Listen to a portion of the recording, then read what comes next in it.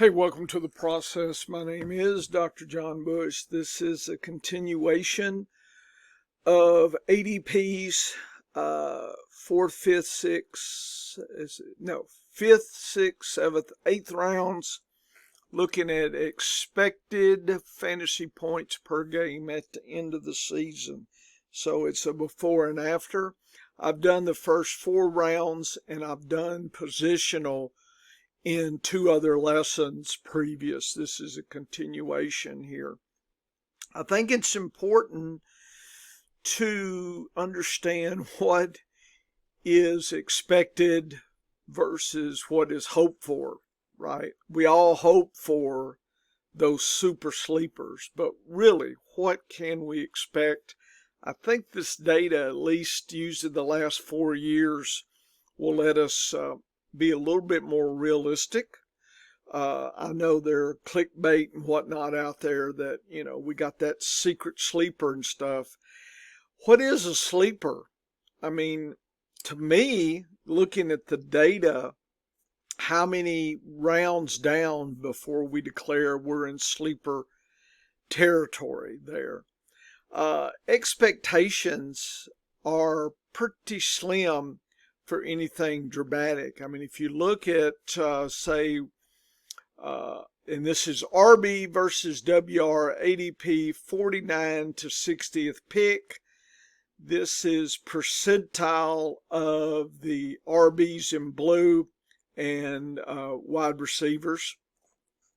And how you read this chart, again, I've gone over this previously, but this word 16 means 16 fantasy points per game, somewhere between 16 and 19. This is this group here is 11 to 16, this group 8 to 11, this group 5 to 8. So the distribution of the RBs is different than the WRs, okay, in the 5th round here. We see that there is a little bit, in other words, the skewed guys, about 25% of the WRs in this 5th round are 16 to 19 fantasy points per game. RBs are about 15% or so. So there's a 10% difference in the WR versus the RB right there. So expectations, I would argue in the 5th round, you're more likely to get a WR than an RB if you're going to call it a sleeper. I wouldn't, but that's when I say expectation, you need to see what's expected. And you're saying, well, where are RBs really coming in above the WRs? 8 to 11 and 5 to 8 right there. We're talking 35, 40, almost 50% of the RBs, okay, are right here. That's sucky. WRs, we're talking 60 plus 25, 85% are 11 to 19, somewhere in there. So right away, just by random chance, you're going to grab a better WR than RB, and that is very universal in a lot of these rounds, and you just need to be aware of that. So you need to structure your diary and your expectations to that. So those that can pick out these rarefied RBs that are, doing much better than the expected, that's an interesting skill.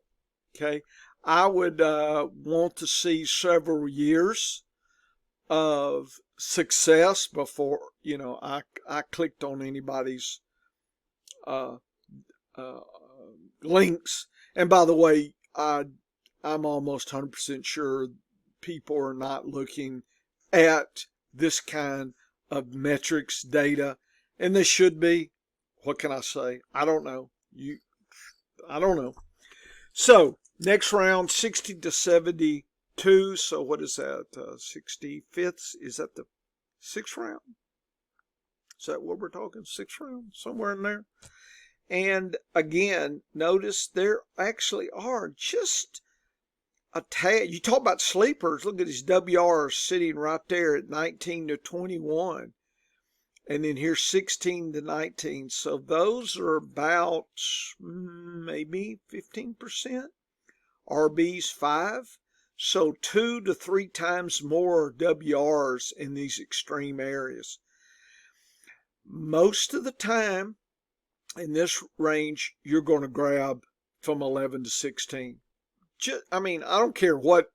If we sampled 100 so-called experts, pundits, just randomly, most of their selections would end up here, folks. Your expectation, you just need to know. So again, put it in your diary how good you are, and maybe even start doing it, and I might even start doing this round by round, maybe. Just how good are you? And anyway, and then you can look and see. Notice the skewing here, 49 to 60. WRs are nice in above the 11 or above. Here, it's kind of 11, but there's a lot more sadness with WRs in this round. So you're starting to pick up some sadness. We already had RB sadness, and now the WRs are coming in. But I will say in this round, RBs are doing better than this round. If you take a look at this. This is about 30 something. Here is about double that. So for whatever reason, there's a blip. And if you followed my lessons historically, I think from 2013, and I think I even had that notice, let's see the WR right here. And this is in the first, right here. You see this blip here, RB averages. I'm telling you, there's something, look here, 67, 7. There's something right in here that's popping for RBs, and it exists historically, which is interesting. I don't understand that either. I don't know if that's a natural break point that people at that part of the draft are looking elsewhere, or they're letting some things slide. Is this just kind of something embedded in the game, or is this just by random chance? I mean, there are some stat tests that you could do. I don't. You have to maybe you could get a chi-square going here. Maybe a chi-square expectation versus observed. There are ways to calculate that. I'm not sure I got the time this year, but those of you want to investigate, it's called chi-square, and that might be a way. Again, the only problem with all this data is the limited data points we have. Okay, so it becomes some of the artwork here. But anyway, we're getting this blip here in the WRs and I mean the RBs, and I'm not sure I could tell you the why, but there's something happening here. And, if we step back and look at that, well, right here, right there, something happened here. 73 to 84. Notice we're getting a blip. Look at 21. There's actually right in here, and again, this is right near this blip area.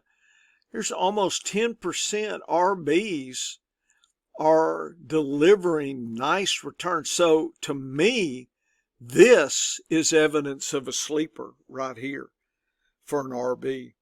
So historically, I think there's, and I'd have to look to see what RBs are going in this block right here, but that might be, some to look at here.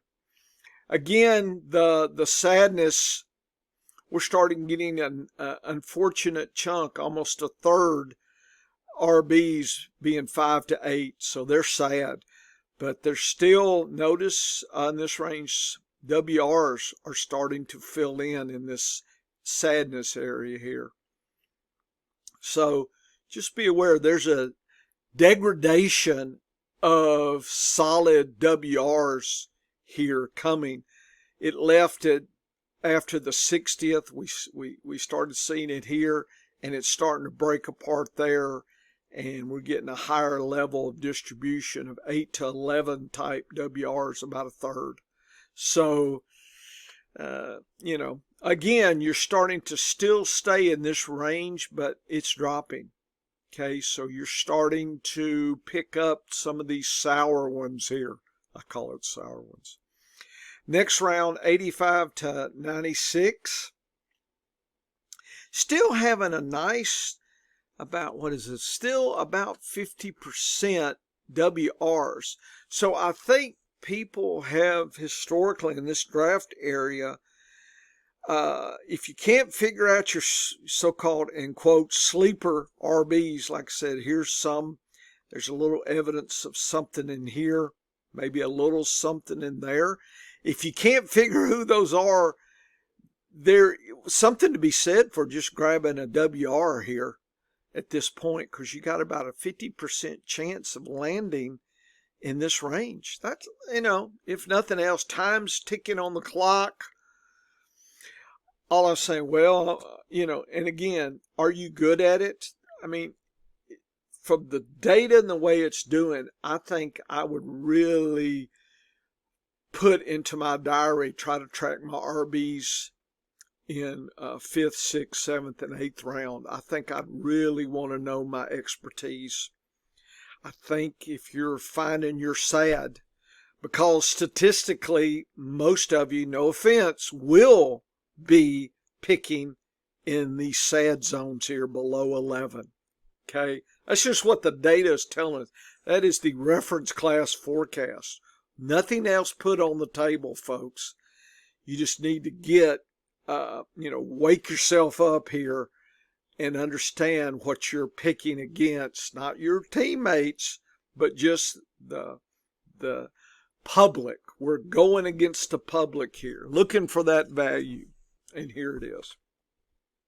So this is, again, 5th, 6th, 7th, 8th rounds here. I do go, and I'll have the hard copy of QBs, tight ends, RBs, WRs, and that kind of thing. I actually got the metric data here if you want to get deeper about where these box and whiskers came from, is actually this data here.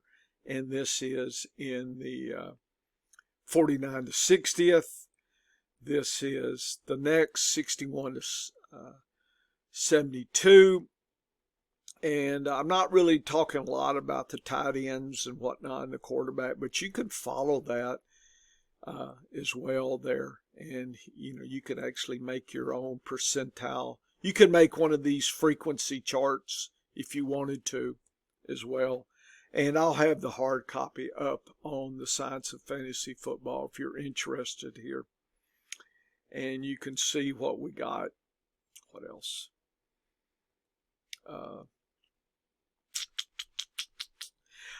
Just to let you know, when you do a box and whisker and looking at the data, I like to look at this right here. Notice you got 21 and 18. You got 21, 17, 17. So you got a 2 versus a 3. It's really not a big difference. But the expectation is sadness, and it's big sadness on the RBs. Look at these landmines here. Lesser on the WR. So you can go through this and just kind of try to figure out your tolerance for risk. But this is what's happened in the past. That's the whole point of reference class forecasting. Go check my lesson plan out on that. I think I did it a couple of years ago out in the video here. Most people don't take advantage. How many? I think I got 400 or 500 videos out here, folks. I know my voice probably irritates you, but anyway, my bad. But I'm trying to train you up here a little bit, try to slick you up, get you ready for your drafts.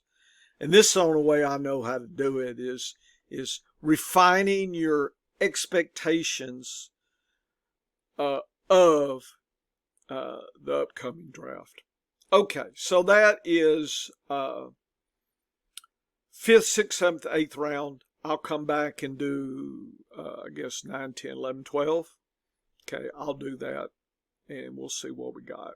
Okay, come back. We're having fun.